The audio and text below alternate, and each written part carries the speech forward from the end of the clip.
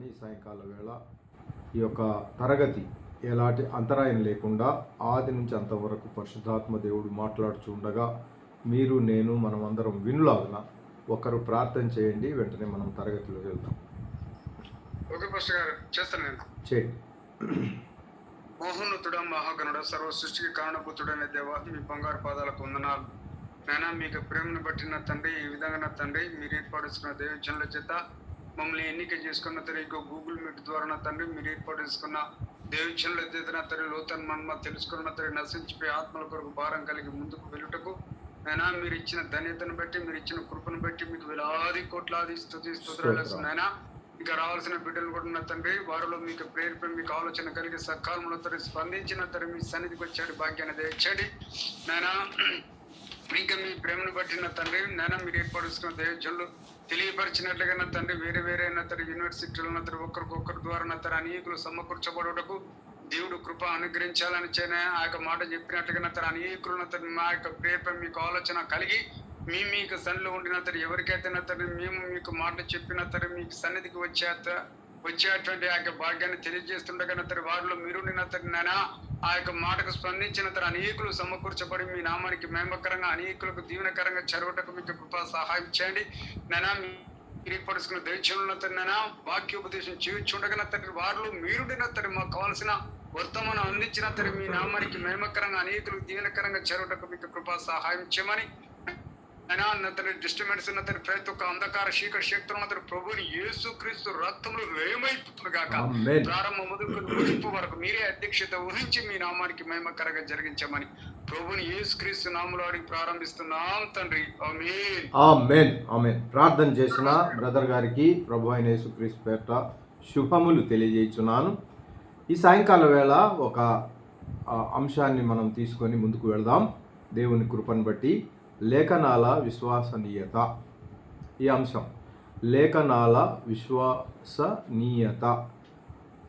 గత తరగతిలో మనము లోపరాహిత్య ఆ యొక్క అంశాన్ని అనేక వారాలుగా కూడా ధ్యానిస్తూ వచ్చాం. ఈ వారము లేఖనాల విశ్వసనీయత. ఇది ఎంతగానో మనకు దోహదపడుతుంది. ఇది ఎక్కడ చదువుతున్నాం మనము అనంటే క్రైస్తవ పునాది సత్యాలు, సిస్టమాటిక్ థియాలజీ, దాన్నే క్రమానుబద్ధ దేవశాస్త్రం అని కూడా అంటారు. లేఖన శాస్త్రము దాంట్లో ఒక భాగం ఉంటుంది. ఆ లేఖన భాగంలో భాగంగా మనము లేఖన భాగాన్ని అధ్యయనం చేస్తూ ముందుకెళ్తున్నాం. అనేకమైన తరగతులు అనగా 7-8 తరగతుల వరకు కూడా మనం కంప్లీట్ చేసుకోగలిగాం. ఈ తరగతి 9వ తరగతిలోకి మనం వెళుతున్నాం. 9వ చాప్టర్. 9 తరగతులు గతించే 8 అయినాయి.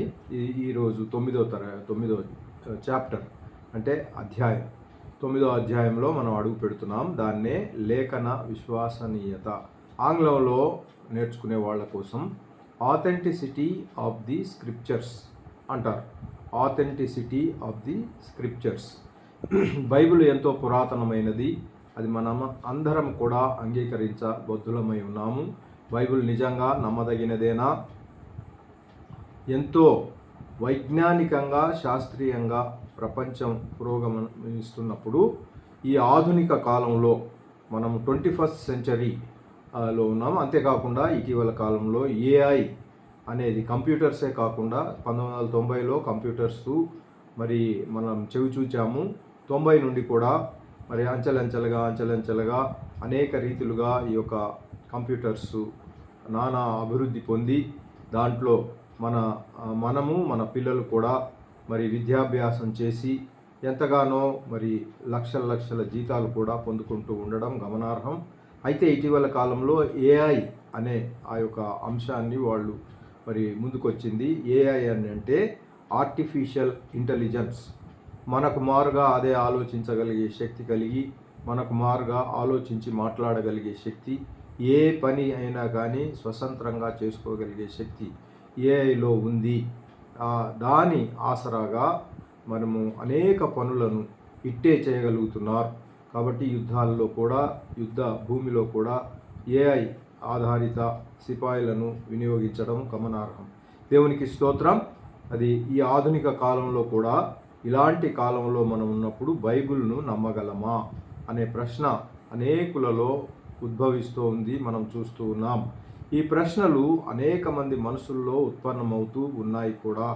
మరి విశ్వాసులను కూడా మనము మరి వేరు చేయడానికి లేదు. చాలా సంవత్సరాలు విశ్వాసంలో ఉండి తల్లిదండ్రులందరూ విశ్వాసంలో గడిపేసి వాళ్ళ మరి జీవిత గమనం అయిపోయిన తర్వాత మరి ముందుకు వెళుతూ ఉండగా మరి పిల్లల యుగంలోకి వచ్చేసరికి పిల్లలు ఎవరు కూడా ప్రియ దేవుని బిడ్డలారా ఈ యొక్క మరి దేవుని సన్నిధిలో ఉండలేక నిలవలేక లోకానుసారమైన జీవితం జీవించేవాళ్ళు అనేకులు ఉన్నారు. దేవునికి స్తోత్రం. బైబిల్ లోపాలు లేవా అనేవాళ్ళు ఉన్నారు, తప్పులు లేవా అనేవారు ఉన్నారు. అసలు బైబిల్ ఎందుకు నమ్మాలి అని కొంతమంది ప్రశ్నిస్తూ ఉంటారు. కాబట్టి బైబిల్ యొక్క విశ్వసనీయత ఏమిటి అని మనం చూస్తూ ముందుకెళ్దాం. దేవునికి స్తోత్రం. ఈ ప్రశ్నలు ఆధునికోత్తర కాలంలో మరెక్కువగా మనుషుల మనసుల్లో మెదులుతూ ఉన్నాయి. ఈ యొక్క ఆధునికం కంటే ముందుకెళ్ళిపోతున్నారు 21st సెంచరీకి ముందు. ఎందుకంటే టెక్నాలజీ చాలా ఇంప్రూవ్ అయిపోయి మరి ఆకాశంలో క్షిపణులు ప్రయోగించడము, అలాగే చంద్రమండలంలోనికి వెళ్ళడము, ఇలాంటివన్నీ కూడా ఇంకా ఇతర గ్రహాలను వెళ్ళాలి అనే మరి ఆశ కలిగి ముందుకు సాగే రోజుల్లోనే మనం ఉన్నాం. మన భారతదేశం కూడా పురోగమించి ఇటీవల కాలంలో నూతనమైన ఒక రాకెట్ను కూడా విడుదల చేయడం నిన్నటి దినాన్ని మనం చూచాం. ఈ ప్రశ్నలకు మరి ఈ యొక్క ఆధునిక కాలంలో లేదా ఆధునికోత్తర కాలంలో మనుష్యుల మనసులలో మరి మొదలు అవుతున్న ఈ ప్రశ్నలను బైబిల్ ఎందుకు విశ్వసనీయమైందో అనే విషయాలను బట్టి ఒక 12 కారణాలను మనం చూస్తూ వెళదాం. 12 కారణాలను చూస్తూ వెళదాం. మొదటిగా బైబిల్ దేవుని నుండి వచ్చింది అనేది మనం ధ్యానించాలి ప్రియ దేవుని బిడ్డలారా. బైబిల్ దేవుని నుంచి వచ్చింది. Bible came from God. Bible అనేది దేవుని వద్ద నుండి వచ్చింది. దేవుడే బైబిల్ యొక్క నిజమైన గ్రంథకర్త అని బైబిల్ చెబుతుంది. అవుననేవారు ఆమెన్ చెప్పండి. ఆమెన్. దేవునికి స్తోత్రం. ప్రభువగు యెహోవా సెలవిచ్చున్నదేమనగా అని చదువుతూ ఉంటాం. వాక్యాన్ని చదివే వాళ్ళం మనము ఎలా చదువుతూ ఉన్నామంటే ప్రభువగు యెహోవా సెలవిచ్చున్నదేమనగా అని అక్కడక్కడ, లేదా దేవుడు పలికెను, దేవుడు ఇట్లా చెప్పెను, యెహోవా సెలవిచ్చను అనే మాటలు కూడా అనేక చోట్ల మనం చూస్తూ ఉన్నాం. ఈ పదజాలం అంతా కూడా 3800 సార్ల కంటే ఎంతో ఎక్కువగా ఈ యొక్క బైబిల్లో మనకు కనబడతాయి. మనం అలాగే బైబిల్ మొదటి నుంచి చివరి వరకు చదువుకుంటూ వెళ్ళేవాళ్ళు దేవుడు మరి పలికెను అనేది కానివ్వండి, యెహోవా సెలవిచ్చను అనేది కానివ్వండి, యెహోవా మరి సెలవిచ్చున్నదేమనగా ఇలాంటి మీకు కనబడ్డప్పుడు దానికి 1, 2 అని వేసుకుంటే 3800 మార్లు అలాంటివి మనకు అంతకంటే ఎక్కువగా కూడా కానొస్తాయి. దేవునికి స్తోత్రం. కాబట్టి ఒక లేఖనంలో 2వ తిమోతి 3వ అధ్యాయము 16-17లో లేఖనాలు దేవుని యొక్క ప్రేరణచే లిఖింపబడ్డాయి అని పౌలు గారు పరిశుద్ధాత్మతో నిండుకొని వ్రాశారు. లేఖనాలు ఎలా రాయబడ్డాయి అంటే లేఖనాలు దేవుని యొక్క ప్రేరణచే లిఖింపబడ్డాయి, రచింపబడ్డాయి అని పౌలు గారు చెబుతూ ఉన్నారు. అయితే దేవునికి స్తోత్రం. కాబట్టి మనము బైబిలు ఎక్కడి నుంచి వచ్చింది ఏమిటి అనంటే దేవుని వద్ద నుండి వచ్చింది అని గ్రహించాలి ప్రియ దేవుని. ఇక రెండవదిగా బైబిల్ యొక్క ఆశ్చర్యకరమైన ఐక్యత చాలా గొప్పది. మనము విభిన్నమైన మరి భాషల నుండి, విభిన్నమైన ప్రాంతాల నుండి, విభిన్నమైన మరి ఆ యొక్క విదేశాల నుండి కూడా జాయిన్ అయ్యే స్టూడెంట్స్కి మరి చూడండి ఎక్కడెక్కడి వారమైనా ఒకే చోట చేరి ఒకే అంశాన్ని ధ్యానించడము అనేది మనం గమనిస్తూ ఉన్నాం.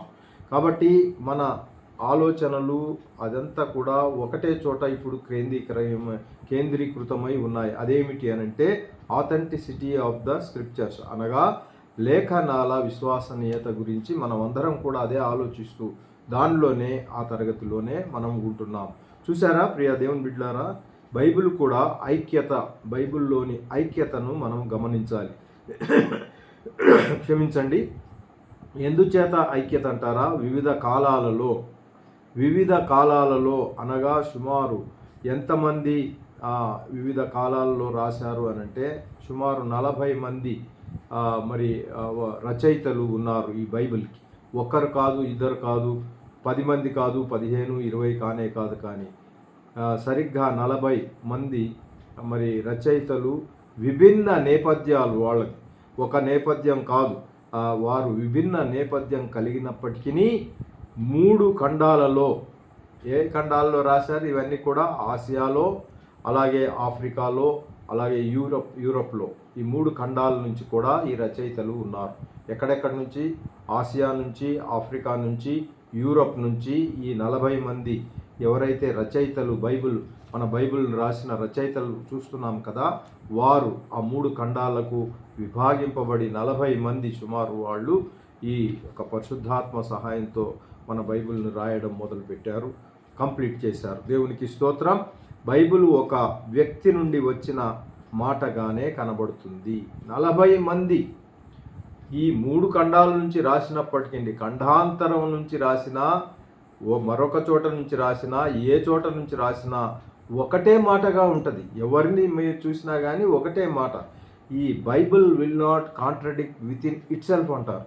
అంటే బైబిల్ ఒక చోట చెప్పబడిన మాట మరొక గ్రంథాన్ని, మరొక అధ్యాయానికి లేదా పుస్తకానికి వెళ్ళినప్పుడు ఈ చెప్పబడిన మాటను మరొకరు ఖండించినట్లు ఎక్కడా కనబడదు. మన జీవితాల్లో ఎప్పుడైనా చూస్తే ఒకరు చెప్పిన మాట ఏదో ఒక రకంగా చాలా మట్టుకు కలిసినప్పటికీ ఒక చోట ఎక్కడో లోపం కలిగి ఉంటుంది. కానీ దేవుని సన్నిధిలో రాయబడింది కనుక 40 విభిన్న ప్రాంతాల నుంచి రాసినప్పటికీ ఒకటే మాటగా రాశారు. ఒక్కడు రాసినట్టుగానే ఉంటుంది. ఎవరికి కూడా మనం 40 మంది అని చెప్పేంత వరకు కూడా ఎవరో ఒకరే రాసి ఉంటారు లే అనే మాదిరిగానే ఉంటుంది. దేవునికి స్తోత్రం. రాయబడిన కాలం ఇక చూస్తే 4వదిగా, దేవునికి స్తోత్రం, ఈ 2వ పాయింట్లో కాలం అని అనుకుంటున్నాం కదా, ఆ కాలము ఎప్పుడు రాయబడింది, ఏమి రాయబడింది, ఏ కాలంలో అని చూస్తే ఆదికాండము ఎప్పుడు రాయబడింది అనంటే క్రీస్తు పూర్వము 1445 నుండి 1410. ఏమండి? 1000 క్రీస్తు పూర్వము 1445 నుండి 1410. ఎన్ని సంవత్సరాలు పట్టింది? 35 సంవత్సరాల మధ్యలో మోషే గారు వ్రాశారు. మోషే గారు వ్రాస్తూ ఉన్నట్లు మనం చూస్తూ ఉన్నాం. ఆదికాండము, దేవునికి స్తోత్రం. అలాగే క్రీస్తు శకము 90 నుండి 96 మధ్యలో ఆదికాండం చూసాం కదండి. ఎప్పుడు రాయబడింది అది? క్రీస్తు పూర్వము 1445 నుండి ఇటు వస్తూ ఉంటాం కదా, ముందుకు వస్తూ ఉంటాం, 1410 ఈ మధ్యకాలంలో మోషే గారు రాశారు. ఆ తర్వాత ప్రకటన గ్రంథం, చివరి పుస్తకమైన ప్రకటన గ్రంథాన్ని చూస్తే ఆ ప్రకటన గ్రంథము క్రీస్తు శకము అంటే ఏడి, అదేమో బీసీ, ఇప్పుడేమో ఏడి. ప్రకటన గ్రంథం ఏడి ఎప్పుడు అనంటే 94 నుండి 96 మధ్యలో ప్రకటన గ్రంథాన్ని యోహాన్ గారు వ్రాశారు. ఎంత సుదీర్ఘమైన కాలం చూసారా? ఆదికాండం నుంచి ప్రకటన గ్రంథం.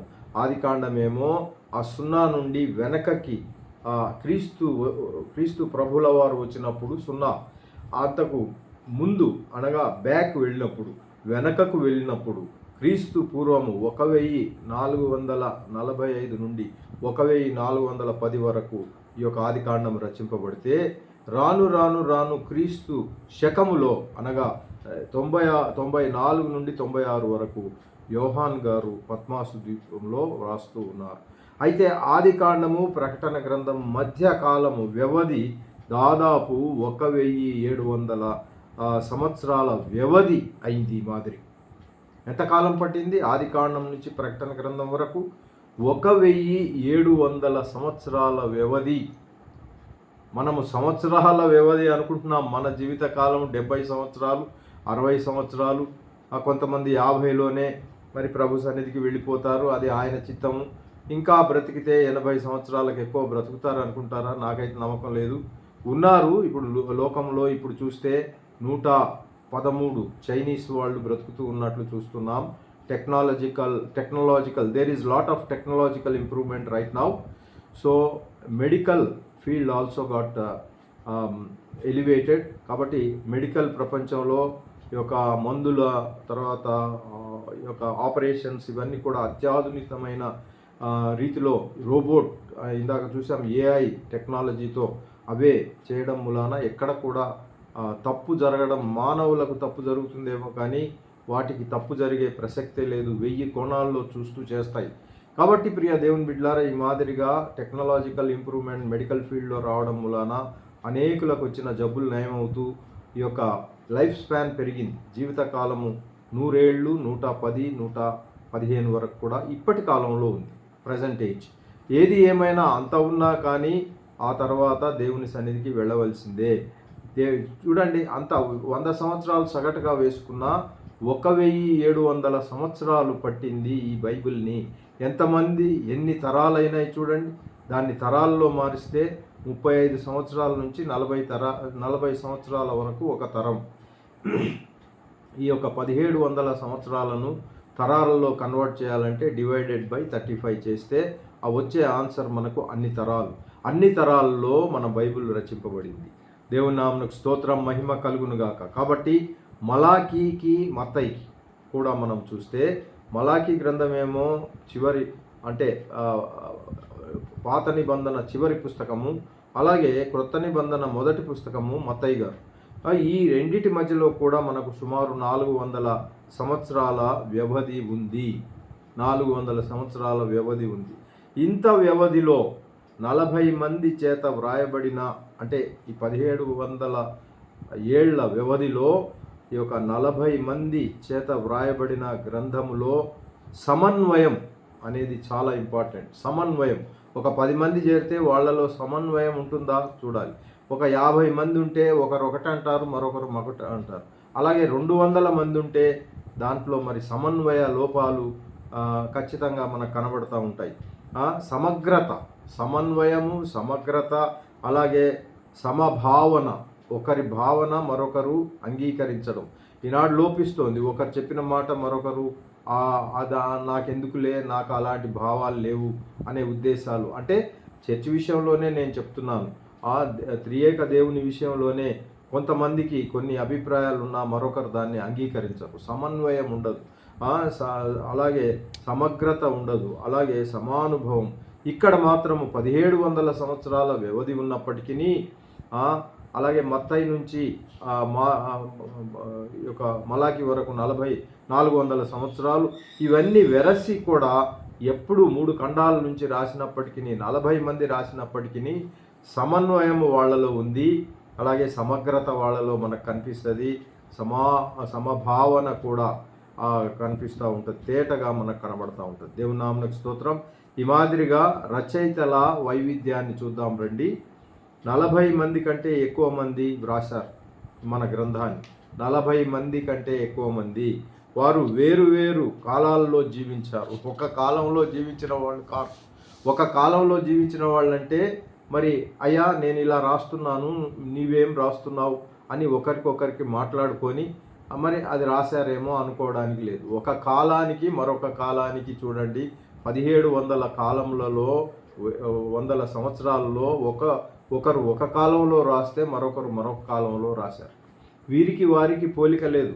కాబట్టి అసలు వాళ్ళ పేర్లు ఒకరికొకరు తెలియదు, వాళ్ళ ప్రాంతాలు తెలియదు. అయినప్పటికీ వేరు పరిస్థితులు ఒకటే పరిస్థితిలో రాశారా?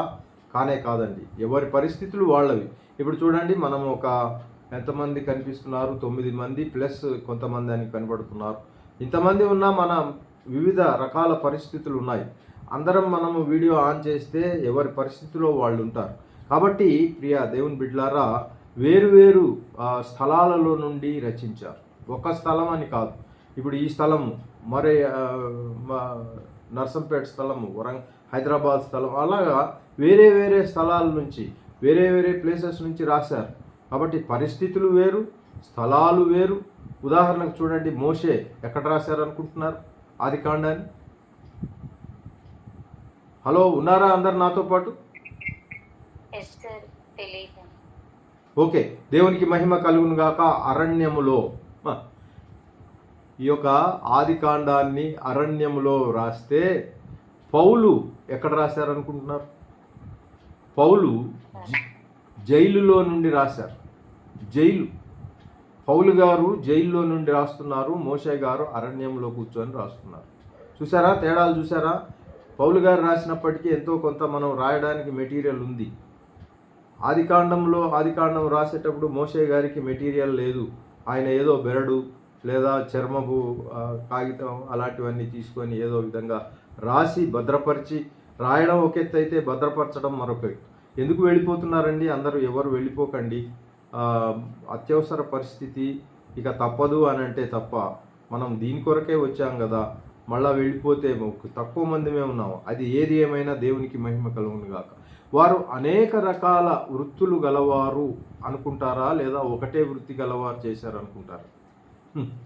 వారు చాలా చక్కగా చెప్పారే. Great applause to you sister గారు.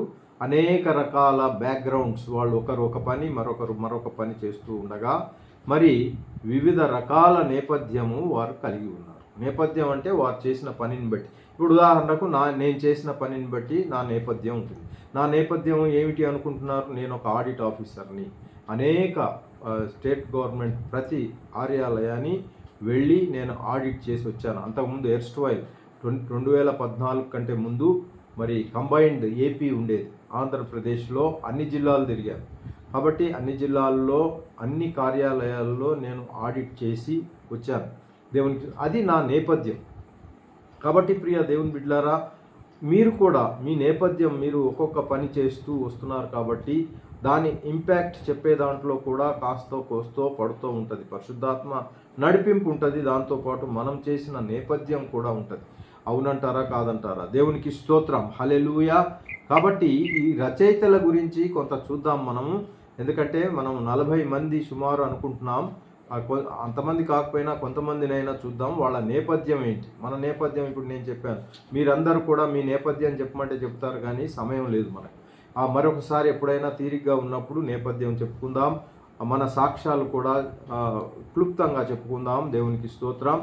ఇక మోషే ఎవరు అనుకుంటున్నారు? మోషే ఐగుప్తు యువరాజు. ఐగుప్తు యువరాజు మోషే గారు ఎన్ని కష్టాలు పడ్డారో. ఒకరిని చంపేసి అరణ్యానికి పారిపోయి మామగారి దగ్గర అక్కడెక్కడే ఉండి మరి ఎక్కడెక్కడో బ్రతికేసి గొర్రెలను కాసి, ప్రియ దేవుని బిడ్డలారా, దేవుని యొక్క మహిమను చూచి, కాబట్టి ఆయన ఐగుప్తు యువరాజు. ఐగుప్తు యువరాజు అనంటే యువరాజులకు వాళ్ళు నేర్వని విద్య ఉండదు. అన్ని విద్యలు నేర్చుకోవాలి. హిస్టరీ నేర్చుకోవాలి, జాగ్రఫీ నేర్చుకోవాలి. అవన్నీ కూడా రాజులు అన్ని విద్యల్లో ఆరి తేరి ఉండాలి.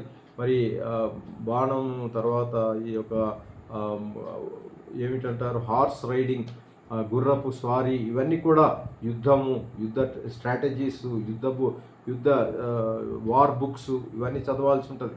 ఎన్నో ఉంటాయి ప్రియ దేవుని బిడ్డలారా. అవన్నీ నేర్చుకున్న తర్వాత దేవుడు ఆయన్ని పట్టి అది ఆయన నేపథ్యం. ఆయన్ని పట్టి ఫరోకు ఆయన బుద్ధి చెప్పాలి గనుక, ఫరో దగ్గర నుంచి తన ప్రజలను రప్పించాలి గనుక అలాంటి నేపథ్యం ఉన్న మోషేను ఎన్నుకొని దేవునికి స్తోత్రం. కాబట్టి మోషే ఐగుప్తు యువరాజు. ఇకపోతే యెహోషువ న్యాయాధిపతిగా మారిన ఒక బానిస.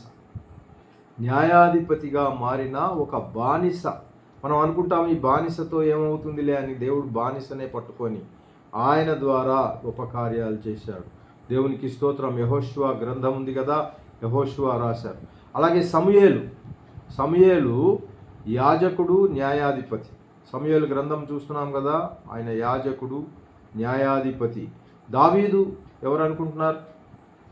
దావీదు, హలో, దావీదు చాలా చక్కగా చెప్పారు. దేవునికి స్తోత్రం. గొర్రెల కాపరి రాజు. మ్యూట్ చేయండి అమ్మా. గొర్రెల కాపరి రాజు. దేవునికి స్తోత్రం. గొర్రెలు కాస్తూ ఉండగా దేవుడు ఆయన్ని గొర్రెల కాపరి నుంచి హెచ్చించి రాజుగా చేసి, యుద్ధ వీరుడు కూడా ఆయన కత్తి పెట్టాడంటే ఆయన చేసినన్ని యుద్ధాలు ఎవ్వరు కూడా చేయలేదు. అంతగా ఆయన అనేకులను ఓడిస్తూ ఓడిస్తూ ఓడిస్తూ చేశాడు గనక నీ చేతులు రక్తమైపోయినాయి, నువ్వు సంఘాన్ని కట్టడానికి వీలు లేదన్నారు. కాబట్టి ఈనాడు ఎవరి చేతులైనా రక్తమయం ఉంటే వారు సంఘాన్ని నడిపించే అర్హత కోల్పోతారని మనం గమనించాలి.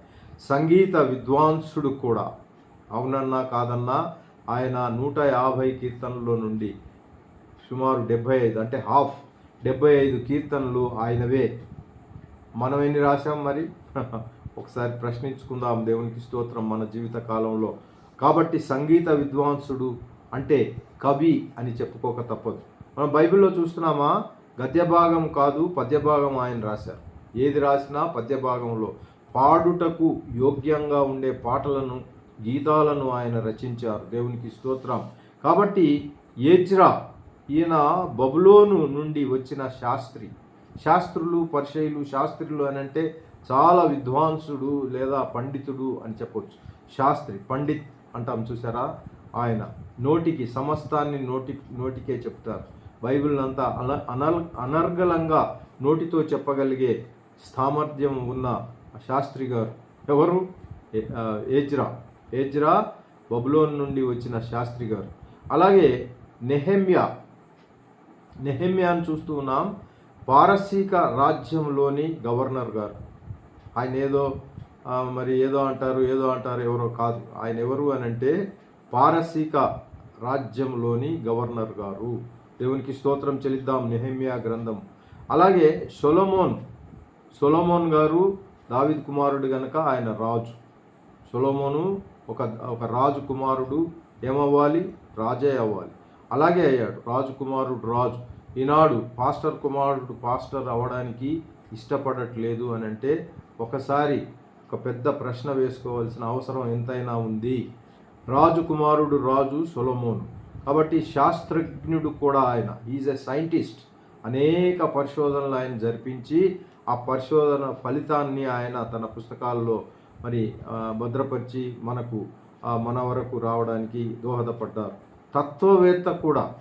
ఆయన ఒక తత్వవేత్త, ఆయన ఒక శాస్త్రజ్ఞుడు, ఆయన ఒక రాజు. చూచారా? దేవునికి స్తోత్రం. ఆసాపు కీర్తనలు కూడా మనం చూస్తూ ఉన్నాం. ఈయన లేవి గోత్రపు గాయకులు ఉన్నారా మన దాంట్లో? పాటలు పాడేవారు ఉన్నారా? ఆ పాటలు పాడేవారు వెనక కూర్చోవడానికి వీల్లేదు. గమనించారా? ముందు కూర్చోవాలి, ముందు వరుసలో ఉంటారు. పాటలు పాడేవారు ఎప్పుడు కూడా వాయిద్యాలు వాయించేవారు ఒకవైపు అయితే పాటలు పాడేవారు మరొక వైపు ఆ యొక్క ఫ్రంట్లో ఉండాలి. ప్రప్రథమంగా ఎవరు వచ్చినా రాకపోయినా వాళ్ళు 10 గంటలకు వాళ్ళు గాయక బృందం అక్కడ రెడీగా ఉంటుంది. మరి ఆ యొక్క వాయిద్య బృందం కూడా రెడీగా ఉండి పాటలు మొదలవుతాయి. మిగతా వాళ్ళు వస్తూ ఉంటారు. దేవునికి స్తోత్రం. ఆసాపు లేవి గోత్రంలో ఒక గాయకుడు. కోరహు కుమారులు అనేవాళ్ళు కూడా వాళ్ళ గీతికలను మనం చూస్తూ ఉన్నాం. లేవి గోత్రపు గాయకులు వీళ్ళందరూ కూడా. గోత్రమేమో లేవి. దేవునికి స్తోత్రం. హేమాను సొలొమోను వంటి మహాజ్ఞాని. సొలొమోనుకు సమానమైతే కాదు కానీ సొలొమోను లాంటి మహాజ్ఞాని. దేవునికి స్తోత్రం. ఏతాను అని ఉంటుంది. ఏతాను అనంటే సొలొమోను వంటి మహాజ్ఞాని ఈయన కూడా. ఏతాను అనంటే అయితే సొలొమోన్తో సమానం కానేరరు ఎవరు కూడా, అప్పుడు కానీ ఇప్పుడు కానీ మరెప్పుడు కానీ. దేవునికి స్తోత్రం. ఈ ఆగూరు ఎవరో మనకు తెలియదు. అలాగే లెముయేలు ఒక రాజు. అలాగే యెషయా ధ్యానాలు మనం ఇక్కడ రాకముందు గెత్సెమనే సహవాస కూడికలో మనం యెషయా గ్రంథాన్ని ధ్యానించాము. యెషయా ఎవరండి? ప్రవక్త, యూదా రాజులకు సలహాదారుడు. యూదా రాజులకు సలహా ఇవ్వడానికి వచ్చిన యెషయా గారు. యెషయా ఆయన కాలు పెట్టిన రోజు ఆ యొక్క ఉజ్జియా మృతి నొందిన సంవత్సరమున అని ఉంటుంది. ఆయన అలా మృతి పొందగానే ఈయన లెగ్గు పెట్టారు. కాబట్టి ప్రియ దేవుని బిడ్డలారా, అప్పటికే ఉత్తర రాజ్యంలో ఉన్న యూదులందరినీ కూడా చెరపట్టి ఆ చెరకు తీసుకొని వెళ్ళారు. ఈయన వచ్చి, అయ్యలారా, మీరందరూ, మీ అన్నయ్యలు, మీ పెద్ద వాళ్ళందరూ కూడా వెళ్ళిపోయారు కదా, 10 తెగల వాళ్ళు, మీరు కూడా వెళ్తారా? వెళ్ళకండరా, మీరు ఉండండి, మీరు తిరిగి రండి దేవుని సన్నిధికి, దేవునిలో మీరు నిలవండి అని ఎంత బ్రతిమలాడినా, తనెంతో బాధలు పడుతూ ఎంత చేసినా ఆయన మాట విననొల్లగని ప్రజల్లాగా ఉన్నారు. కాబట్టి వాళ్ళు నశించిపోయారు. దేవునికి స్తోత్రం. వాళ్ళు కూడా చెరకెళ్ళిపోయారు. యూదా అంటే బెంజమిన్, యూదా ఇరువురు కలిసి దక్షిణ రాజ్యం వాళ్ళు కూడా వెళ్ళిపోయారు. చూసారా ప్రియ దేవుని బిడ్డలారా? యెషయా గారు ఎవరు ఆయన అంటే ఆయన సామాన్యులు కాదు. ఆయన యెషయా ప్రవక్త, అంతేకాకుండా యూదా రాజులకు సలహాదారు. ఈయన రాజవంశీయుడు అని వేద పండితుల అభిప్రాయం. కాబట్టి ప్రియ దేవుని బిడ్డలారా, వీరందరినీ కూడా దేవుడు ఏదో నేపథ్యంలో ఉన్న వాళ్ళను చేపట్టి వారి ద్వారా ఈ గ్రంథాలను రచింపజేశాడు. కాబట్టి ఇర్మియా కూడా చూడండి, ఇర్మియా యాజకుడు, ప్రవక్త. అసలు సిసలైన యాజకత్వం, ప్రవక్త ఆయనే ఇర్మియా గారు. అలాగే యెహెజ్కేలు యాజకుడు, ప్రవక్త.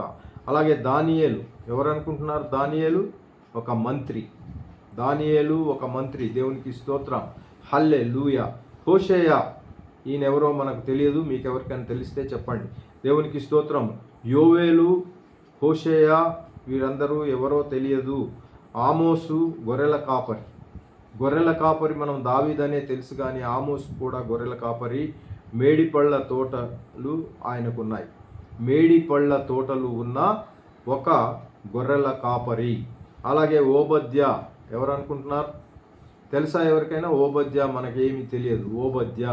కాబట్టి యోనా దేవాలయంలో, యోనా ఎవరు అనంటే ఆయన ఏదో దేవునికి ఒక 4 పాటలు పాడుతూ సంఘంలో కూర్చునే వ్యక్తి యోనా. ఆయనను పిలిచి నువ్వు నినివే వెళ్ళాలి అనంటే ఆయన తార్షీష్కు వెళ్ళిన ఈ మహానుభావుడు ఎవరు అనంటే మరి దేవాలయంలో కూర్చొని కీర్తనలు పాడేవాడు. ఎవరు? యోనా గారు. తర్వాత మీకా ప్రవక్త. నహూము తెలియదు, హబక్కూకు తెలియదు, హెచ్తో ఉన్న వాళ్ళందరూ మనకు తెలియదండి. జఫన్యా రాజుకు ఒక బంధువు. హగ్గై ప్రవక్త.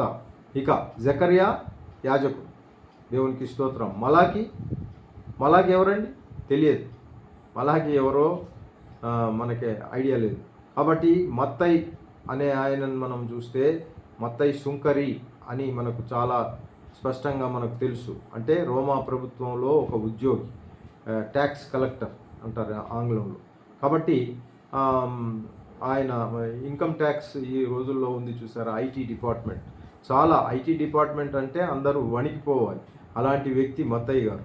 కాబట్టి జాన్ మార్క్ 2వ తరం శిష్యుడు ఆయన. అలాగే లూకా అంటే మొదటి తరంలో మీరు మార్కు అనే ఆ నామధేయం 12 మందిలో లేదు. అవన్నీ చూస్తూ వచ్చాము, మళ్ళీ దాంట్లోకి వెళ్ళట్లేదు మనం. కాబట్టి 2వ తరం ఆయన మార్కు, 2వ తరము శిష్యుడు ఆయన. మొదటి తరం గతించింది 12 మంది, ఆ తర్వాత వచ్చిన మార్కు. కాబట్టి శిష్యుడు ఆయన మార్కు. లూకా మనకు తెలిసిన విధంగా ఆయన వైద్యుడు, డాక్టర్, మరి చరిత్రకారుడు కూడా. Is an historian. కాబట్టి దేవునికి స్తోత్రం. యోహాను ఎవరు? యోహాను జాలరి అండి. చేపలు పట్టుకునే జాలరి ద్వారా జరగబోయే సంగతులను దేవుడు బయలుపరిచాడు. ఎంత గొప్ప విషయం చూసారా? నేపథ్యాలను మనం ధ్యానిస్తున్నాం. ఏ నేపథ్యం నుంచి వస్తే, ఎక్కడి నుంచి వచ్చాడో, ఆయన గోత్రం ఏంటో, ఆయన వివరాలేంటో ఏమీ దేవునికి అక్కర్లేదు. ఆయన పిలిచారా, ఆయన ద్వారా రచింపజేశాడా గ్రంథాన్ని, అది గొప్పది. ఈనాడు మన నేపథ్యం ఏదై ఉన్నా కానీ, ఎవరి వారమైనా కానీ, ఏ గోత్రం నుంచి, మరి ఆ స్థితుల నుండి వచ్చామో అవన్నీ దేవునికి అనవసరం. మనల్ని పిలిచిన దేవుడు నమ్మకస్తుడు గనుక మన ద్వారా ఆయన కార్యం జరిగిస్తాడు. నమ్మిన వారు ఆమెన్ చెప్పండి. ఆమెన్. హల్లెలూయా. కనుక యోహాను ఎవరండి? జాలరి ద్వారా జరగబోయే ఎస్కటాలజీ అంటాం మనం. జరగబోయే సంగతులను తెలియజెప్పేవాళ్ళు ఎస్కటాలజీ. దేవునికి స్తోత్రం. అది మన మరి క్రైస్తవ పునాది సత్యాల్లో ఉంది. మనకి ఏ బ్యాచ్లో ఫస్ట్ ఇయరా, సెకండ్ ఇయర్, థర్డ్ ఇయర్ ఎక్కడో ఒక దగ్గర ఉంటుంది. ఆ సబ్జెక్ట్ ఉంటే కనుక దానిలోనికి మనం వెళదాం. దేవునికి స్తోత్రం. అది యోహాను గారు రాశారు.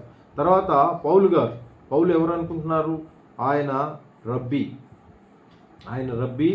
అంతేకాకుండా డేరాల పరిశ్రమ కలవాడు. Is a business man. ఆయన ఎటు వెళ్ళినా మరి డబ్బులు కావాలి కదా. ఆయన అనేకమైన ప్రాంతాలకు వెళ్ళి సువార్త చాటడానికి, మరి ఆయన వెళ్ళిన చోట వాళ్ళైనా చూసుకోవాలి. అయ్యా రండి, మీకు భోజన వసతులు, ఉండడానికి వసతులు ఇవి ఇస్తాము, మీరు పరిచర్య చేయండి అనేది ఒకటి.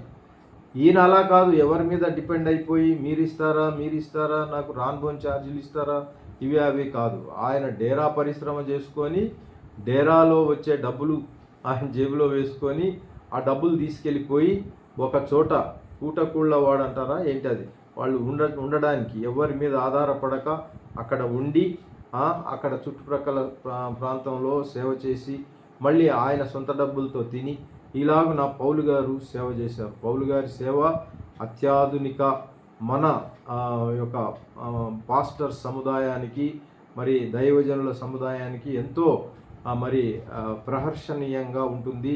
మరి అది మనము ఆచరణలో పెట్టదగినదిగా కూడా ఉంది. దేవునికి స్తోత్రం. కాబట్టి పౌలు గారు రబ్బీ, మరి ఆయన డేరాలు కుట్టేవాడు మొదట్లో, తర్వాత పరిశ్రమ. దేవునికి స్తోత్రం. యాకోబు గారు, కాబట్టి యాకోబు యోసేపు మరియల కుమారుడు. యాకోబు గారు, యాకోబు పత్రిక ఉంది కదండి. పేతురు కూడా, పేతురు ఎవరు అనుకుంటున్నారు? మనుషులను పట్టు జాలరిగా నేను చేస్తాను అంటే పేతురు ఆ యొక్క చేపలు పట్టడంలో దిట్ట పేతురు గారు. ఒకసారి ఆయనకు చేపలు పట్టకపోతే నువ్వు ఇటు కాదు ఇటు వేయమని ప్రభువు చెప్తే ఆయన మనసులో నొచ్చుకుంటాడు.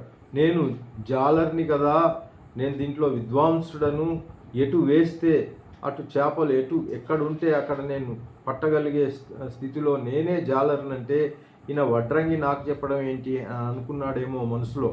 దేవునికి స్తోత్రం. కనుక మరి జాలరితో దేవుడు పేతురు 1, 2, 3 ఇవన్నీ కూడా రచింపజేశాడు. దేవునికి స్తోత్రం. కాబట్టి యూదా, యాకోబు తమ్ముడు గారు ఈయన యూదా. హెబ్రీ పత్రిక గ్రంథకర్త 2వ తరం శిష్యుడు, మొదటి తరంలో లేరు ఆయన.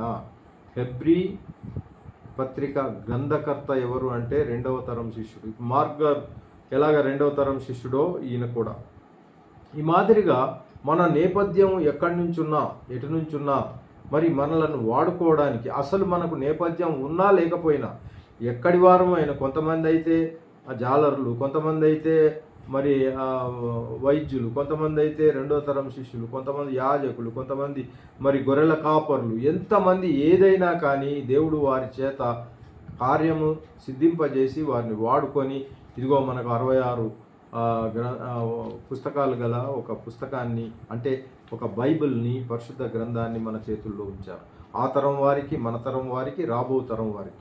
కాబట్టి ఈ యొక్క మరి రచయితల గురించిన పరిజ్ఞానాన్ని బట్టి దేవదేవుని స్తుతిస్తున్నాం. దేవునికి స్తోత్రం. ఇది మనము ఈ యొక్క ఎందుకు మనము బైబిలు దేవుని నుండి వచ్చిందని తెలుసుకుంటూ ముందుకెళ్ళాం. అలాగే బైబిల్ యొక్క ఆశ్చర్యకరమైన ఐక్యతను గురించి చూస్తూ వచ్చాం. ఇక వ్రాయబడిన కాలాల గురించి కూడా కొంత మనం నేర్చుకున్నాం. ఆ తర్వాత రచయితల వైవిధ్యం గురించి చూస్తూ వాళ్ళ నేపథ్యం ఎలా ఉంది, ఎక్కడి నుంచి దేవుడు వారిని పట్టుకున్నాడంటే, ఈనాడు మనం కూడా మన నేపథ్యం ఏదైనా దేవుడు పట్టుకుంటాడు. చాలా చదివిన వాళ్ళను, ఉన్నత విద్య అభ్యసించిన వాళ్ళు దేవునికి కావాలి. ఏమి రాకుండా ఉన్నవాళ్ళు కూడా మరి దేవునికి కావాలి. కాబట్టి దాంట్లో వీరికి ఏదైనా తారతమ్యం వీళ్ళిద్దరికి ఉంటే ఉండవచ్చు, కానీ దేవునికి మాత్రం లేదు. ఒక పుస్తకం చిన్నది, ఒక పుస్తకం పెద్దది అనడానికి లేదు. దీనిలో ఉన్న 66 గ్రంథాలు they are having equal importance. ఒకదానికొకటి నువ్వు పెద్ద నేను చిన్న అనడానికి లేదు, అన్నీ కూడా సమానమైనవి. ఆ మాటకు వస్తే మరి ఆ పెద్ద ప్రవక్తలు, చిన్న ప్రవక్తలైనంత మాత్రాన వాళ్ళ చిన్న వాక్యం చెప్పలేదు. ఇద్దరు సమానులే. దేవునికి స్తోత్రం. కాబట్టి మాతృక లేఖనాల నకళ్ళు, అది నకళ్ళ గురించి కొంత మనం నేర్చుకున్నాం. నకళ్ళు అనంటే ఇంగ్లీష్లో మనం కాపీస్ ఆఫ్ ఒరిజినల్ వాటి యొక్క నకలు, దాన్నే మాతృక లేఖనాలు అంటాం తెలుగులో. మాతృక లేఖనాలు అంటే ఒరిజినల్ కాపీస్, దానికి కాపీస్. ఈ రోజుల్లో ఉన్నాయి, కానీ ఆ రోజుల్లో మనకు వలె ఈ ముద్రణ యంత్రాలు ఉన్నాయంటారా? లేవు. ముద్రణ చేసే యంత్రాలు లేవు ఆ రోజుల్లో. రాను మనకు అది. కాబట్టి శాస్త్రులు పాత నిబంధన నకళ్ళను వ్రాసుకున్నారు. పాత నిబంధన నకళ్ళు, శాస్త్రులు అనేవాళ్ళు ఉంటారు చూసారా, బాగా చదువుకున్న వాళ్ళు దాన్ని నకల్ రాసి పెట్టారు. ఏది ఒరిజినల్ నుంచి ఒక నకల్ను వాళ్ళ జీవితంలో ఎంతో దేవుని కోసం ప్రయాసపడి తమ సమయాన్ని వెచ్చించి వాళ్ళు నకలు రాశారు. అపోస్తల కాలంలోనే క్రొత్త నిబంధనకు నకళ్ళు రాయబడ్డాయి. అపోస్తల కార్యం ఉంది కదా మనకు, అప్పుడే క్రొత్త నిబంధన అంతా కూడా దానికి కాపీస్ చేయబడ్డాయి, నకలు. కాబట్టి ఆ తరువాత కాలంలో వారి శిష్యుల పరంపర వాటి యొక్క నకళ్ళు రాస్తూ ఉన్నారు. శిష్యులందరూ చేయాల్సిన పని ఏంటంటే ఆ పుస్తకానికి నకలు రాయడం. కాబట్టి అయితే ఎక్కడా పొరపాట్లు జరగలేదు. ఎన్ని నకళ్ళు అలా చూస్తూ రాసినా కానీ పొరపాట్లు జరగలేదు. వీటికి బిబ్లియోగ్రాఫిక్ పరీక్షలు అంటారు. వీటిని ఏమంటారంటే ప్రస్తుతము మన చేతుల్లో ఉన్న ఈ బైబిలు 99.5% మాతృత గ్రంథమే. ఎంత అండి? 99.5. 100లో 99.5 మాతృత గ్రంథం అంటే ఒరిజినల్ కాపీ. ఒరిజినలే ఇది. ఆ ఒరిజినలే మనం వాడుతున్నాం, కానీ మధ్యలో ఏదో కలిపారు, ఏదో తీసేశారు కాదు. ఇంతమంది మనం చూస్తూ వచ్చామా ఈ రచయితల గురించి? ఈ రచయితలు రాసినవే ఒరిజినలే మనం 99.5 చూస్తూ ఉన్నాం. ఇక ఆ 0.5 ఏంటి అంటే తర్వాత చెబుతాను నేను. ఈ ప్రతుల నాణ్యత ఎలా ఉంది అని అంటే ఈ యొక్క వీటిని బైబిలియోగ్రాఫిక్ పరీక్షలు అంటారు. ఈ యొక్క 99.5 ఎలా అయింది అని.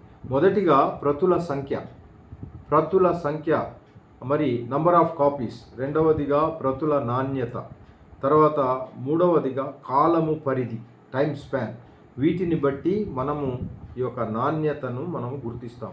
ఈ 99.5% ఎలా వచ్చింది అని అంటే ప్రతుల సంఖ్యను బట్టి, అలాగే ప్రతుల నాణ్యతను బట్టి, అలాగే కాలము పరిధిని బట్టి.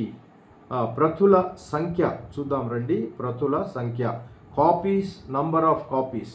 ప్రతుల సంఖ్యను బట్టి ఎలాగా అని మనం అనుకుంటే నకళ్ళు ఎంత ఎక్కువ ఉంటే, నకళ్ళు ఎన్ని ఎక్కువగా ఉంటే అంత విశ్వసనీయత ఎక్కువ అవుతుంది.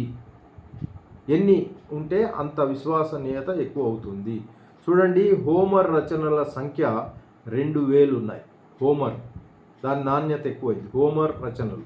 ప్లేటో, ఆయన రచనలు కూడా చేశారు. ప్లేటో రచనలు ఆయన సంఖ్య 7 నకళ్ళు. కాబట్టి తర్వాత అరిస్టాటిల్ రచనలు, అరిస్టాటిల్ వాళ్ళ రాసిన నకళ్ళు 49. అలాగే సీజర్ అనే వ్యక్తి రచనల నకళ్ళు 10.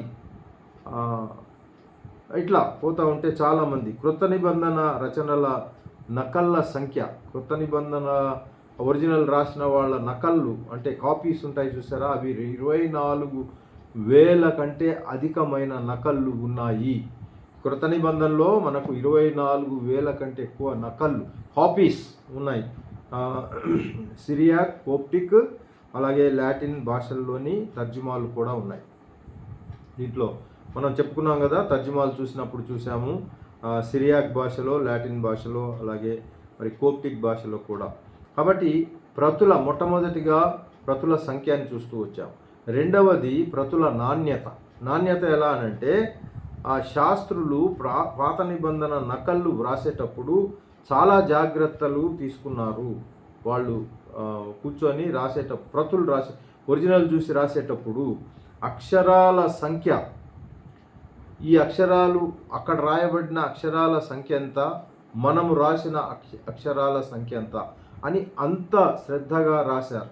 అక్షరాల సంఖ్య పోనివ్వకుండా అది రాశారు. అలాగే పొల్లుల సంఖ్య, హల్లులు పొల్లులు ఉంటాయి చూసారా తెలుగులో, ఆ పొల్లుల సంఖ్య ఎన్ని ఉన్నాయి అవి లెక్కబెట్టి మనం రాసిన దాంట్లో పొల్లులు ఎన్ని ఉన్నాయి అవి సరిపోయినాయా లేదా అలా చూశారు. చుక్కల సంఖ్య, ఇట్లా చుక్కలు పెడతాం చూసారా, ఆ చుక్కలు దాంట్లో ఎన్ని ఉన్నాయి, మనం రాసిన చుక్కలు ఎన్ని ఉన్నాయి అది అలాగా చూస్తూ వచ్చారు. పదాల సంఖ్య, ఇకపోతే అవన్నీ కలిపి ఎన్ని పదాలు అవుతున్నాయి, 20, 30, మనం రాసిన పదాలు ఎన్ని ఇవి లెక్కబెట్టి అవి 20 ఇవి 20, ఓకే. ఇంతగా వాళ్ళు మరి శాస్త్రులు శ్రద్ధ తీసుకుంటే పంచఖండాల్లోని మధ్య అక్షరం, పంచఖండాల్లో చూస్తూ ఇటువైపు లెక్కబెట్టి మధ్యలో అక్షరం ఏముంది అనేది, ఆ ఒరిజినల్లో ఏముంది, వీళ్ళు రాసేటప్పటికీ మళ్ళీ ఏమైంది అనేది. నేను చేరిన కొత్తలో మీకు ఒక ఉదాహరణ చెప్తా. నేను 1989లో నేను ఏజీ ఆఫీస్లో చేరాను. అప్పట్లో ఈ నేను చెప్పాను కదా, 89లో చూచి రాయడమే అంతా కూడా. అన్నీ కాపీస్ చేయాలంటే దానికి ఆ ఒరిజినల్ బుక్కి మళ్ళా సేమ్ డిట్టో యాజ్ ఇట్ ఈస్గా ఇంకో బుక్ రాసి పెట్టాలి. అట్లా ఉండేది అప్పుడు. అది చూస్తూ ఉన్నప్పుడు అది ఎలా ఉంది, ఎన్ని చేసాము, ఎక్కడుంది, ఇవన్నీ గుర్తుపట్టి చేసేవాడు. తర్వాత 90లో మెల్లమెల్లగా ఈ యొక్క కంప్యూటర్ అనేది ప్రవేశపెట్టబడింది. కంప్యూటర్ పని మనకు తెలిసిందే కదండి. అది స్వయాన నంబరింగ్ చేసుకుంటుంది, స్వయాన అది మనం ఎక్కడెక్కడో వేసిందంతా కూడా అది సీరియల్ నంబర్లో పెట్టుకుంటుంది అన్నిటినీ. కాబట్టి ఎడిటింగ్ కెపాసిటీ దానికి ఎక్కువ. కాబట్టి ఇక్కడ వీళ్ళు ఏం చేసేవాళ్ళు, మొత్తం పుస్తకంలో మధ్యలో ఏముంది, వీళ్ళు రాసిన దాంట్లో మధ్యలో ఏముంది. నేను చెప్పేది ఏంటంటే, అప్పట్లో 89లో అది చూసి రాసిన దాంట్లో ఆ తప్పులు ఉండేవి, రాసినప్పటికీ తప్పులు ఉండేవి. అది ఎందుకు చేత అంటే, మనకు ఆ రోజున్న ఆ యొక్క మంచి ఆ యొక్క విచారణను బట్టి, మన ఉత్సాహాన్ని బట్టి అక్కడ తప్పులు పడకుండా ఉంటాయి. మనకే బాధలుండి ఇంట్లో ఏదో చిన్న గొడవతో మనం వచ్చి పని చేసుకుంటూ ఉంటే ఆ గొడవ ప్రభావం దాంట్లో పడి అది రాయాల్సింది కాస్త తప్పుగా రాస్తాం. ఎలా రాస్తాం అనేది చెప్తాను. దానికి ఉదాహరణ చెప్తే మీకు అర్థమవుతుంది. అది ఏదో పెద్ద మేజర్ మిస్టేక్ ఏం కాదు, చిన్నదే, కానీ అది తప్పు కింద పరిగణింపబడింది. అట్లాంటివి తప్పులు.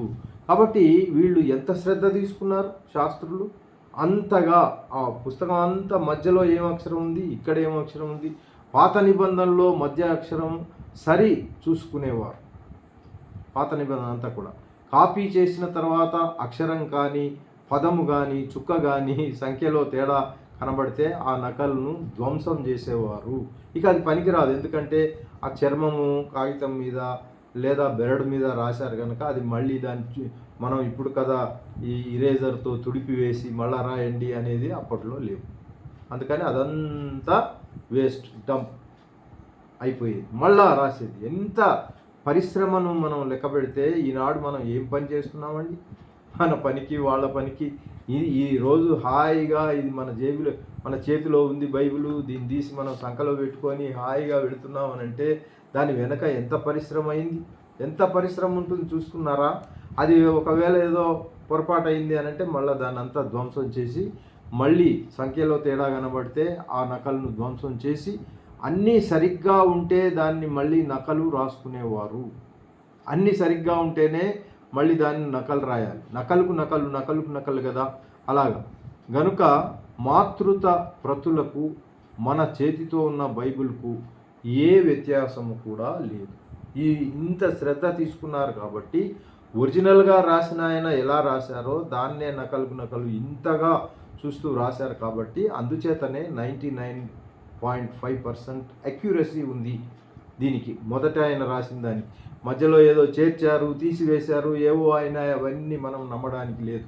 ప్రియ దేవుని బిడ్డలారా, క్రొత్త నిబంధన 99.5% నాణ్యత కలిగి ఉంది. పాత నిబంధన గురించి చూసాం, క్రొత్త నిబంధన కూడా అలాగే. 0.5% తప్పు అని అర్థం కాదు దాని అర్థం. నేను చెప్పేది ఏంటంటే, మీరు అనుకుంటున్నారు ఏంటి 99.5 కదా పాస్టర్ గారు, 99.5 అయినప్పుడు 0.5 అదే తప్పులు కదా అనుకుంటున్నారు. అబ్బాయి అది తప్పులు కానే కావు. ఇందాక చెప్పాను కదా, ఐ విల్ క్లారిఫై అని. కాబట్టి మన భాషలో చెప్పుకోవాలంటే స్పెల్లింగ్ మిస్టేక్స్ లేదా ముద్రణా లోపాలు అంటారు చూసారా, స్పెల్లింగ్ మిస్టేక్స్ లేదా ముద్రణా లోపాలు. మనం అప్పట్లో నేను చేరిన అప్పుడు 89లో టంకన్ అంటే టైపింగ్ ఉండేది. టక్క టక టక టెలిగ్రామ్ కూడా టక్క టక టక టక్క టక టక వచ్చేది. అలాగే టైపింగ్ ఉండేది.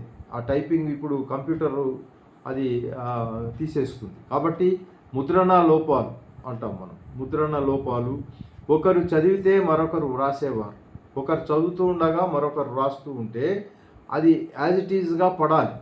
కొంత తేడా వచ్చినా అది తప్పు కింద పరిగణింపబడుతుంది. కాబట్టి పదాన్ని పలికే విధానంలో, ఒకవేళ ఆ పలికే విధానంలో ఉచ్చారణలో మరి ఆ యొక్క ఒత్తు దగ్గర సామాన్యంగా పలికిన మాట ఏదైనా ఉంటే ఒత్తు మిస్ అయిపోతుంది, అంతే కదండి. ఇలాంటి మిస్టేక్స్, ఈ వినికిడి లోపం, ఒకరికి కాస్త వినికిడి కాస్త సరిగ్గా వినబడలేదనుకోండి, ఆ యొక్క ఎక్కడైతే ఒత్తుందో అది వినబడక రాయడం మూలాన ఆ మిస్టేక్ జరిగింది. కాబట్టి ఇలాగూ ఇవి పొరపాట్లు, ఈ దొర్లి ఉండవచ్చు. అక్షరాలు, లెటర్స్, పొల్లులు అంటే ఏమిటంటారు? స్ట్రోక్, ఒక స్ట్రోక్ను ఒక పొల్లు అంటారు. అలాగే చుక్కలు, డాట్స్ అంటారు చూసారా, ఇవన్నీ వ్రాయడంలో జరిగిన వ్రాత తప్పులు. ఇగో తెలుగు భాషలో మనకు తెలుసు కదండి, మనం తెలుగునే మనం ఇప్పుడు చెప్పుకుంటున్నాం కదా. తెలుగు భాషలో ఓకు బాకు తేడా ఉంటుంది చూసారా. ఓ ఎలా రాస్తాం? ఇట్లా రాస్తాం. బా ఎలా రాస్తాం? ఓ మాదిరిగానే ఉంటుంది కానీ కొద్దిగా ఆ కొమ్ము పైకి ఉంటుంది. అంతలోనే అది తప్పు కింద పరిగణ చూసారా. అది మైన్యూట్ ఓ రాసినప్పుడు అది కాస్త పైకి వెళ్ళిపోయింది అనుకోండి, అది తప్పు కింద పరిగణ. ఓ బా రెండు కూడా సమానంగా ఉంటాయి. అలాగే చూడండి వా, అలాగే వాకి, నాకి, అలాగే పాకి, సాకి, ఇవన్నిటికి కూడా స్లైట్ డిఫరెన్సెస్ వస్తూ ఉంటాయి. అవి రాసేటప్పుడు తప్పు కనుక ఇలా సున్నాకి బదులు ఇలాకి బదులు సున్నా అవ్వడం, ఏదో ఒకటి అలాగా. అదే మా జనరల్గా నాకు కూడా అప్పుడప్పుడు అయ్యేది మా యా, ఈ రెండిట్లో కూడా కాస్త మనకు వ్యత్యాసంగా కొంచెం ఆ యొక్క సున్నా టైపు కొద్దిగా పెద్దగా కనబడితే యా అవుతుంది, కొంచెం తక్కువ ఉంటే మా అవుతుంది. అలాగే ఆ, బండిరా, ఈ రెండు కూడా సమానం దాదాపు ఉంటాయి. బండిరా, ఆ, అలాగే రా, ఠా, ఇవి కూడా. అలాగే ఇక మనకు తెలుసు ఈ దీర్ఘాలు, సున్నింతాలు, ఇవన్నిట్లో కూడా ఒట్టిగా ఇట్లా కొంచెం అది లోపించిందంటే అది దీర్ఘము లేదా దీర్ఘం లేదు అనే మాదిరి. ఇవన్నీ ఈ అక్షరాలలో, ఈ గుణింతాల గుర్తులలో వేగంగా వ్రాసినప్పుడు తప్పులు దొరికే అవకాశాలు ఉన్నాయి. చాలా వేగంగా రాసినప్పుడు ఎక్కడో ఒక దగ్గర తప్పులు దొరుకుతాయి. తప్ప బైబిల్లో తప్పులు లేనే లేవు. ఇప్పటికీ కూడా నేను చదువుతున్నప్పుడు కూడా అక్కడక్కడ బైబిల్లో ప్రింటింగ్ మిస్టేక్స్ ఉన్నాయి. నేను అక్కడక్కడ అవి మార్క్ చేసుకుంటాను. మార్క్ చేసుకొని మరి బెంగళూరు వెళ్ళినప్పుడు బెంగళూరు ప్రింటర్స్కి ఆ మార్పులను నేను చూపిస్తూ ఉంటాను. ఇక్కడ ప్రింటింగ్ మిస్టేక్ ఇది అయిందంటే అయ్యగారు చాలా వందనాలు, మీరు ఈ యొక్క శ్రమపడి మీరు ఈ యొక్క ఇది మాకు చూపించగలిగారని వాళ్ళు అంటారు. కాబట్టి ఇప్పటికి కూడా ఒక 4 ఏమో నా దగ్గర ప్రింటింగ్ మిస్టేక్స్ ఉన్నాయి. ఇవి మీరు విద్యార్థులు కనుక మీకు చెప్తున్నాను, కానీ ఇవన్నీ ఓన్లీ ప్రింటింగ్ మిస్టేక్స్, ఒరిజినల్ నుంచి వచ్చే కాపీల్లో మిస్టేక్స్ కాదు. దేవునికి స్తోత్రం. కాబట్టి కాల వ్యవధిని కూడా మనం చూస్తూ వచ్చాం కదా, టైం స్పాన్, కాల వ్యవధి. మూడవదిగా కాల వ్యవధి. మొదటిగా మనం చూస్తూ వచ్చింది ఏమిటి అని అంటే, ప్రియ దేవుని బిడ్డలారా, దేవునికి స్తోత్రం చెల్లిద్దాం, హల్లెలూయా. ఈ యొక్క మొదటిది బైబిల్ దేవుని నుండి వచ్చిందని చూస్తూ వచ్చాము. లేఖనాల విశ్వసనీయత శీర్షికలో బైబిల్ మరి దేవుని నుండి వచ్చింది, బైబిల్ యొక్క ఆశ్చర్యమైన ఐక్యత చూసాము. అలాగే ప్రియ దేవుని బిడ్డలారా, మాతృత లేఖనాల నకళ్ళ గురించి మనము చూస్తూ వస్తున్నాం. దేవునికి స్తోత్రం, హల్లెలూయా. వాటిల్లో కాల వ్యవధి ఒకటి చెప్పేసి నేను ముగిస్తాను, సమయం అయిపోయింది మనకి. మాతృత గ్రంథానికి దాని యొక్క నకళ్ళకు మధ్య వ్యవధి ఎంత తక్కువ ఉంటే అది నాణ్యత కలదిగా భావిస్తారు. మాతృత ఆ యొక్క గ్రంథానికి దాని యొక్క నకలు రాశారు చూసారా, దాని వ్యవధి చాలా తక్కువ ఉండాలి. చాలా ఎక్కువ ఉంటే దాని నాణ్యత లేదని, అంత విశ్వసనీయత కలిగింది. వ్యవధి ఎక్కువ ఉంటే నాణ్యత లేదా మాతృత్వత, ఒరిజినాలిటీ తగ్గుతుంది. ఆ నకలుకి ఒరిజినాలిటీ చాలా గ్యాప్ ఉందనుకోండి, అది ఒరిజినాలిటీ తగ్గిపోతుంది. ఇక రెండవదిగా క్రీస్తు శకం 100లో అపోస్తలుల మాతృక లిఖిత ప్రతులు ఉంటే వాటి నకలు ప్రతులు 100 నుండి 200 లోపే వ్యవధి ఉన్నాయి. 100 నుండి 200, 100 వరకు వాళ్ళు రచించింది అయితే 100 నుంచి 200 వరకే వాళ్ళ యొక్క కాల నకలు. బైబిల్ కాక ఇతర గ్రంథాల రచయితల మాతృత్వ ప్రతులకు నకళ్లకు మధ్య 900 నుండి 1000 సంవత్సరాల వ్యవధి ఉన్నది. వేరే వాళ్ళది ఎంత ఉంటుందంటే 900 నుంచి 1000 సంవత్సరాల ఆ గ్యాప్ ఉండడం వల్ల వాళ్లకు ఆ నాణ్యత లేదు. మనకు ఓన్లీ 100 సంవత్సరాల గ్యాప్లోనే ఈ యొక్క 24,000 ప్రతుల కొత్త నిబంధన ఆ యొక్క వాటిని రచించారు. కాపీస్ కాబట్టి నాణ్యత 99.5, ఆ 0.5 కూడా అది లేనట్టే లెక్క. ఈ మాదిరిగా ఈలాగున దేవుని యొక్క మరి క్రమానుబద్ధ వేదశాస్త్రంలో లేఖన శాస్త్రాన్ని ధ్యానిస్తూ ఈ లేఖన శాస్త్రంలో భాగంగా ఆథెంటిసిటీ ఆఫ్ స్క్రిప్చర్స్ అనగా లేఖనాల విశ్వసనీయతను మనం నేర్చుకోగలుగుతూ ముందుకు వెళ్ళగలిగే కృప ఇచ్చిన దేవదేవునికి స్తుతులు చెల్లిస్తూ ఒక చిన్న మాట ప్రార్థన చేసి ముగిస్తాను. పరిశుద్ధుడా, ప్రేమగల తండ్రి, కృపగల రాజా, మీకు వందనాలు. ఈ సాయంకాల సమయం మీ మాదిరిగా చక్కటి సమయాన్ని మాకు ఇచ్చి ఎలాంటి డిస్టర్బెన్స్ లేకుండా మీరు మాతో మాట్లాడుతుండగా వినగలిగే చెవులను గ్రహించగలిగే హృదయాన్ని ఇచ్చినందుకే వందనాలు. ఇదిగో చేరి వచ్చిన మమ్మల్ని అందరినీ పునః ప్రతిష్ఠ చేసుకుంటున్నాం. మీ రక్త ప్రోక్షణ కిందికే మేము తెచ్చుకుంటున్నాం. మమ్మల్ని దీవించండి, ఆశీర్వదించండి. మాకున్న సమస్యల నుంచి దూరపరచండి. అనారోగ్యంగా ఎవరైనా ఉంటే వారిని ముట్టి స్వస్థపరచండి. మీ వాక్యము ప్రభువా వెల్లడవుట చోటనే ప్రభువా అక్కడ వెలుగు కలుగుతుందని చెప్పారు. మీకు స్తోత్రం. అనేకులు దీవించబడాలి. చేరిన వచ్చిన వారందరి కుటుంబాలను దీవించండి, పిల్లలను దీవించండి, వారి పరిచర్యలను దీవించండి. ముఖ్యంగా జబజేకబయ్య గారు తను చేపట్టిన ఈ యొక్క గెత్సెమనే థియలాజికల్ సెమినార్ని దీవించమని, ఇందులో మరి సేవ చేయుచున్న ప్రతి ప్రొఫెసర్ని దీవించమని మీకే మహిమ చెల్లించి ఈ రాత్రి కాలము ప్రభువా తిరిగి కలుసుకునే పర్యంతం మీ రాకడ ఆలస్యమైతే తిరిగి దీన్ని ముందుకు కొనసాగించే కృప అనుగ్రహించమని మీకే మహిమ చెల్లించి యేసయ్య నామములో ప్రార్థించి వేడుకొంచున్నాను పరమ తండ్రి. ఆమేన్, ఆమేన్. ఆశీర్వచనము. మన పరమ తండ్రి అయిన దేవుని ప్రేమ, గొర్రెలకు గొప్ప కాపరి అయిన ప్రభు అయిన యేసుక్రీస్తు వారి కృప, పరిశుద్ధాత్మ దేవుని యొక్క అన్యోన్య సహవాసం, సమాధానము, ఆశీస్సులు చేరి వచ్చిన మనకందరికీ, మన కుటుంబాలకు, మన పరిచర్యలకు, జబజగబయ్య గారు తాను తలపెట్టిన ప్రతి కార్యక్రమానికి, సకల పరిశుద్ధులకు, సార్వత్రిక సంఘానికి ఇప్పుడు సదాకాలం నిలిచి ఉండి నడిపించునుగా. ఆమేన్, ఆమేన్. అందరికి వందనాలండి. Thank you. Praise the Lord. Praise Lord pastor గారు. ప్రైజ్ లార్డ్ అండి. Praise lord.